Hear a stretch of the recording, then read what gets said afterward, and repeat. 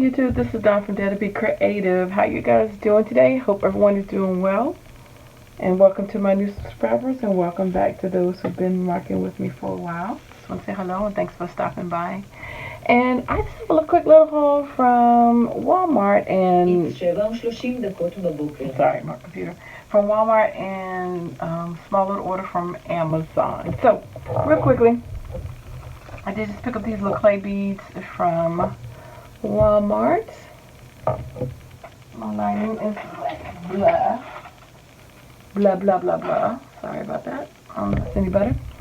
And then I already opened this up, these little sea beads. And then I just got some of the chain. I got it in the gold, it's 100 inches, and in the silver. And then I got some head pins and eye pins in the gold and the like stainless steel, like the bright silver, you know what I'm talking about. And then some more bead wire, got some gold and some silver, and this is 24 gauge, so very easy to use. And then I also got some of your fishing wire, because you know, great for using in jewelry as well. I showed you these before.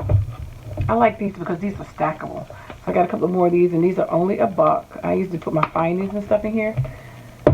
Different things. And then I also did get 2 utility trays from the fishing section. Inexpensive.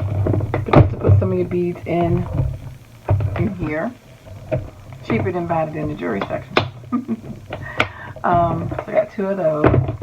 And what else? I think I got something else. Oh, I'm going to grab my Amazon, and I'll be right back. So here's the rest of the order from Amazon. These are just some of the little turkey lacing tools that you can use for the pokey tools. Of course, they have bigger hoops.